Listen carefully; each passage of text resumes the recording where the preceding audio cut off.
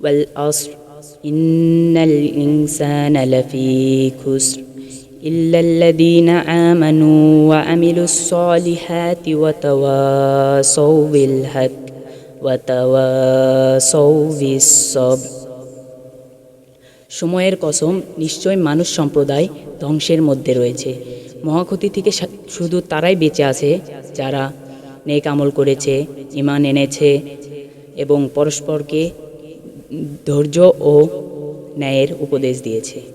সূরা আসর এর নামকরণ করা হয়েছে এর প্রথম শব্দ থেকে। আল আসর শব্দের অর্থ সময়, কাল, যুগ। সূরা আসর এর নাজিলের সময়কাল। অধিকাংশ তাফসীরবিদদের মতে সূরাটি মক্কায় অবতীর্ণ হয়েছে, তবে কিছু কিছু মুফাসসিরের যেমন মুজাহিদ, কাতাদা এনাদের মতে সূরাটি মদিনায় অবতীর্ণ হয়েছে। সূরার মূল বিষয়বস্তু দ্বারা বোঝা যায় সূরাটি মক্কা যুগের প্রথম দিকে অবতীর্ণ হয়েছে। সূরা আসর এর বৈশিষ্ট্যগুলো আমি আপনাদের মাঝে তুলে ধরব। প্রথম 1 নাম্বার, সূরা আসর অত্যন্ত বৈশিষ্ট্যপূর্ণ একটি সূরা। যদিও এটি সংক্ষিপ্ত, এর মধ্যে রয়েছে অতুল স্পর্শী ও অনুভবের সমুদ্র। ইবনে হিসান রাদিয়াল্লাহু বলেন, রাসূল সাল্লাল্লাহু আলাইহি ওয়াসাল্লাম এর সাহাবীগণদের মধ্যে একত্রিত হলেই তারা সূরা আসর না শুনিয়ে বিদায় দিতেন না। একে অপরকে সূরা আসর না শুনিয়ে বিদায় দিতেন না। ইবনে শাফি রাহমাহুল্লাহ বলেন, হিদায়াত লাভের জন্য এই একটি সূরার ওপর চিন্তা করাই যথেষ্ট।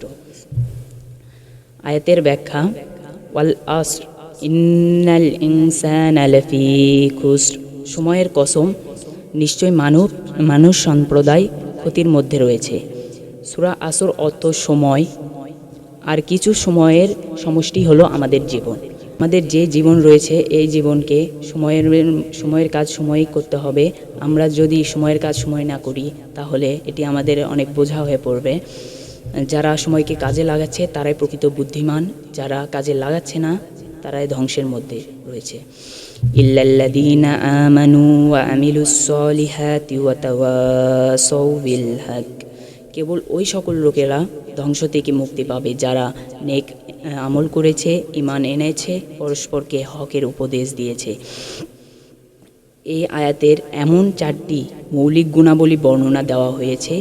এই গুণাবলীগুলো ব্যক্তিগত জীবনে ও জাতির মধ্যে চরিত্রের সৃষ্টি হয়ে গেলে তারা এই মহাগতি থেকে মুক্তি পাবে।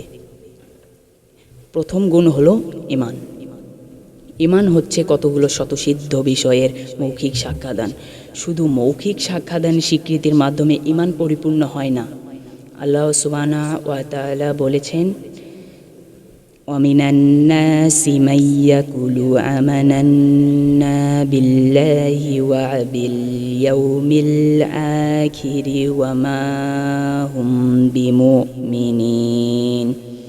মানুষের মধ্যে এমন কিছু লোক আছে যারা ঘোষণা দেয় যে আমরা ঈমান এনেছি আল্লাহ তাআলার ওপর, তার ফেরেশতার ওপর, তার কিতাব সময়ের ওপর, কিন্তু তারা আসলে ঈমানদার নয়। আমাদের ঈমান আনতে হবে আল্লাহ তাআলার ওপর, তার কিতাব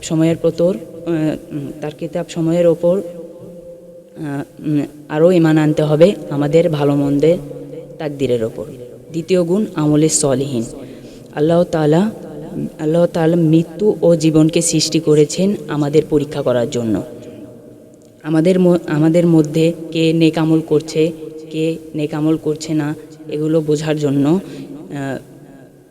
আমাদের মধ্যে যারা নেক আমল করছে তারা তো নেক আমল করছে, আর যারা নেক আমল করছে না তারা আল্লাহ তাআলাকে বলবে, হাশরের কিয়ামতের মাঠে আল্লাহ তাআলাকে বলবে, পৃথিবীতে আমাদের আরেক বের পাঠিয়ে দাও, কারণ আমরা আরও ইমানদার হতে চাই। কিন্তু আল্লাহ তাআলা বলবেন, না, আমি তোমাদেরকে এটি দিতে পারবো না। তৃতীয় গুণ হলো হকের উপদেশ। ব্যক্তিগত জীবনে ইসলাম অনুসরণের পাশাপাশি পরিবার, সমাজ ও রাষ্ট্রকে ইসলামের আলোয় আলোকিত করার প্রাণপণ চেষ্টা করতে হবে। আল্লাহ তাআলা বলেছেন, তোমরা নিজেরা আল্লাহর আগুন থেকে বাঁচো এবং অন্যকে আল্লাহর আগুন থেকে বাঁচাও। আরও আল্লাহ তাআলা আরও বলেছেন, তোমাদের মধ্যে অবশ্যই একটি দল থাকবে যারা কল্যাণের দিকে ও অন্যায়ের কল্যাণের দিকে ডাকবে এবং অন্যায়ের প্রতিরোধ করবে, আর তারাই সফল। চতুর্থ গুণ হচ্ছে সবরের উপদেশ। এটি এমন একটি গুণ যা অর্জনের জন্য আল্লাহ তাআলা নবী করিম সাল্লাল্লাহু আলাইহি সাল্লাম বারবার তাগিদ করেছেন। আল্লাহ তাআলা বলেন, হে নবী, বিরোধীবাদীদের বাজে কথায় আপনি উত্তেজিত হবেন না, আপনি সবর করুন এবং তাদেরকে এড়িয়ে চলুন রুচিশীলতার সাথে। সূরা লুকমানে বলা হয়েছে, যে কোনো বিপদের সময় সবর করো, আর যারা সবর করবে তারাই হলো প্রকৃত বুদ্ধিমান, এবং সবর করাটাই হলো সাহসের কাজ।